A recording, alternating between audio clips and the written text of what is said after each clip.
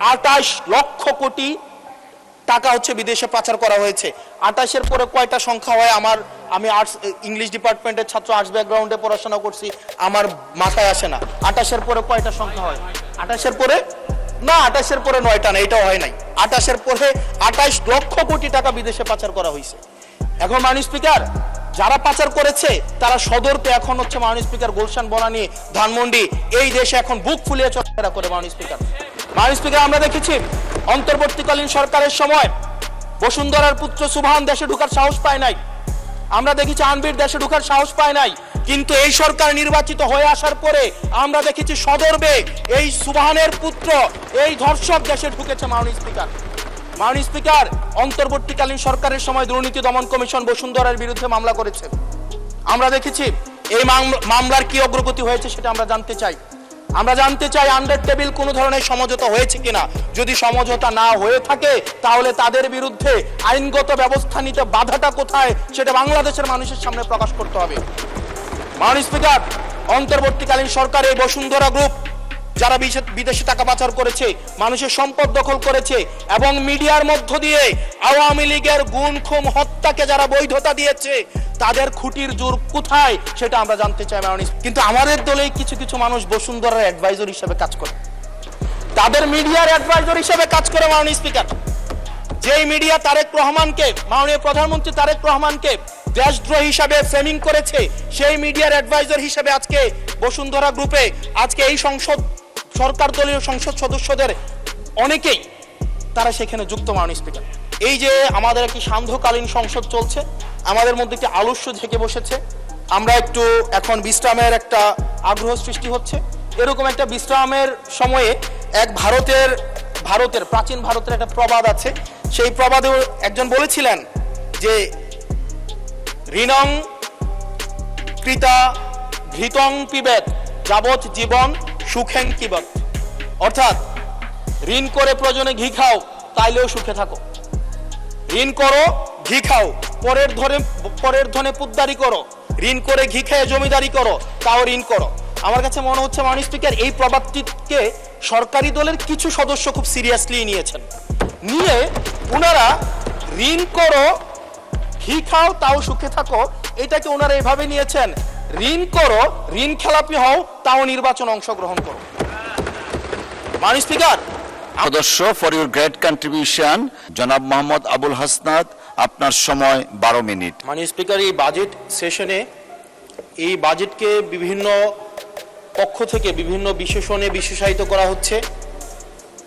কোনো পক্ষ বলছে এটি অবলম্বিশিয়াস, কেউ বলছে এটা বাস্তবায়ন অযোগ্য, কেউ বলছে সাহসী। এই বিশেষণের ঊর্ধ্বে উঠে আমরা আমাদের জায়গা থেকে কিছু প্রশ্ন করতে চাই। আমরা এটা জানি যে এই বাজেটটি যখন করা হয়েছে একটি বিশেষ পরিস্থিতিতে, সংকটকালীন সময়ে এই বাজেটটি করা হয়েছে। এই সব দিক বিবেচনায় অর্থমন্ত্রীকে কিছু প্রশ্ন করতে চাই বাজেটের কিছু অসঙ্গতি নিয়ে, এবং জনগণ সেটা সিদ্ধান্ত নিবে যে বাজেটটিকে আসলে জনগণের জন্য নিষ্পেষণের হাতিয়ার হিসেবে বিবেচিত হবে নাকি উন্নয়নের অগ্রগতির একটি সোপান হিসেবে বিবেচিত হবে। প্রথম যে অসঙ্গতিটি সেটি হচ্ছে রাজস্ব নিয়ে। মাননীয় স্পিকার, আমরা যদি বাংলাদেশের গত বছরের রাজস্বটি দেখি, লক্ষ্যমাত্রা ছিল 5,03,000 কোটি টাকা। সেই জায়গায় 11 মাসে অর্জিত হয়েছে 4,60,000 কোটি টাকার মতো। হাতে আছে আর 1 মাস, ধরে নিচ্ছে 48,000 কোটি টাকা সেখান থেকে আমাদের লক্ষ্যমাত্রা অর্জিত হবে।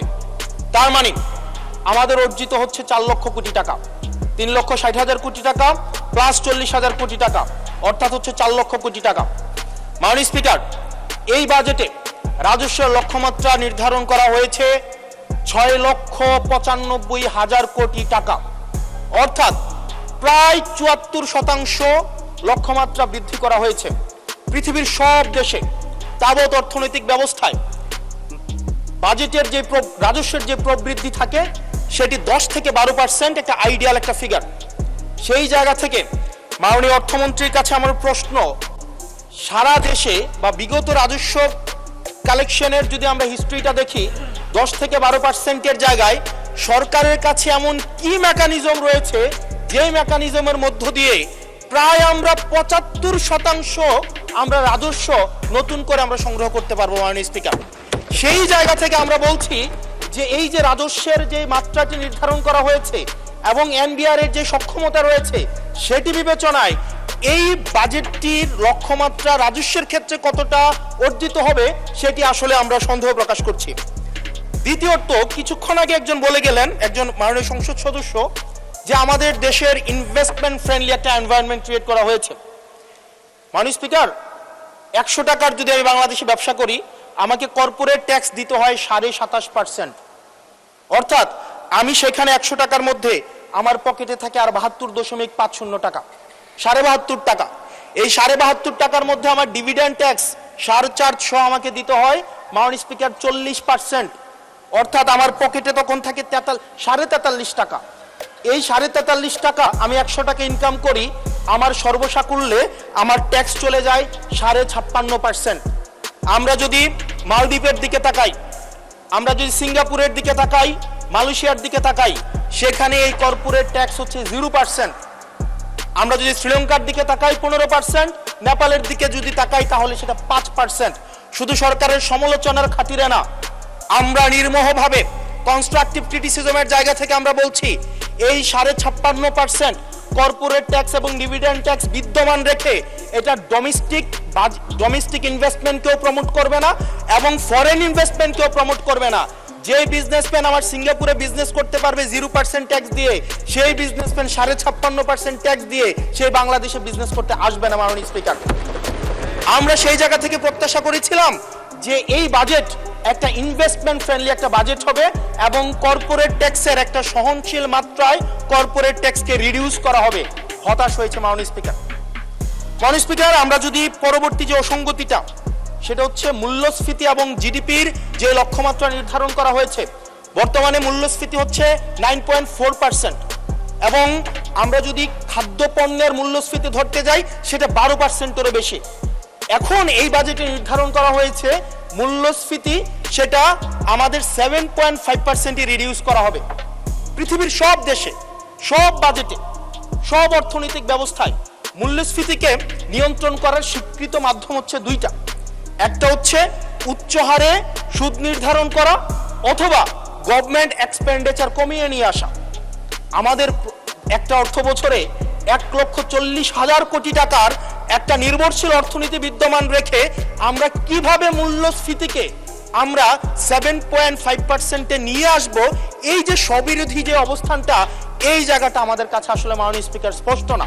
আপনি একই সাথে বলছেন আপনি মাছ মুচমুচে করে ভাজবেন, আবার একই সাথে বলছেন আপনি তেলটা কম দিবেন।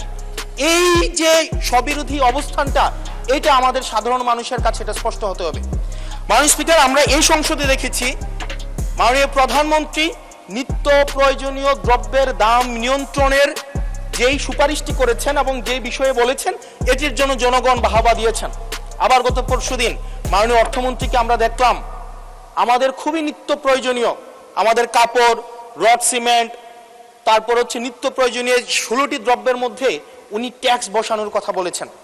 এখন মাননীয় স্পিকার, প্রশ্নটি হচ্ছে এই নিত্য প্রয়োজনীয় দ্রব্যটিতে যখন ট্যাক্স বসাবে, দিন শেষে বিক্রেতা কিন্তু এই ট্যাক্সের বোঝাটি আমাদের তৃণমূলের যে ক্রেতারা থাকবেন এই ক্রেতাদের থেকেই কিন্তু এই ট্যাক্সটি মাননীয় স্পিকার যাবে। সুতরাং যখন বলা হয়েছে নিত্য প্রয়োজনীয় দ্রব্যের দাম কমানো হবে, আবার বলা হচ্ছে ট্যাক্স বাড়ানো হবে, এটিও কিন্তু মাননীয় স্পিকার একটি সাংঘর্ষিক অবস্থায় রয়েছে। সুতরাং যদিও বলা হয়েছে নিত্য প্রয়োজনীয় দ্রব্যের দাম কমাবে, সেই জায়গায় নিত্য প্রয়োজনীয় দ্রব্যের দাম দিন শেষে কমবে না, কারণ এই ট্যাক্সের বোঝাটি দিন শেষে আমার আপনার মতো সাধারণ মানুষের উপরে চেপে বসবে। দিন শেষে এই জায়গাটি হচ্ছে মাননীয় স্পিকার প্রশ্নবিদ্ধ। মাননীয় স্পিকার, আমরা সরকার দল থেকে একটি কমিটমেন্ট পেয়েছিলাম নির্বাচনের আগে, সেটি হচ্ছে আগামী 5 বছরে এই 4 মাস সহ 1 কোটির উপরে কর্মসংস্থান নিশ্চিত করা হবে। 1 কোটি কর্মসংস্থান। এখন প্রত্যেক মাসে আপনার 1.5 লক্ষ কর্মসংস্থানেরও বেশি। তার মানে এই 4 মাসে সেই হিসাবে কর্মসংস্থান বৃদ্ধি পাওয়ার কথা 6 লাখ এই 4 মাসে।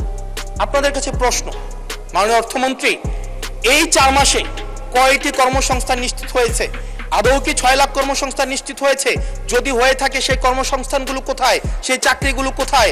যারা শিক্ষিত হয়ে সার্টিফিকেট হাতে নিয়ে চাকরির জন্য দুয়ারে দুয়ারে যাচ্ছে, ক্ষুদ্র ঋণের জন্য দুয়ারে দুয়ারে যাচ্ছে, আসলেই কি আমরা এই 6 লাখ কর্মসংস্থান আমরা সৃষ্টি করতে পেরেছি কিনা, নাকি নির্বাচনের আগে সেটি শুধুমাত্র প্রতিশ্রুতির মধ্যেই সীমাবদ্ধ থাকবে? এই বিষয়টি আমাদের স্পষ্ট হতে হবে।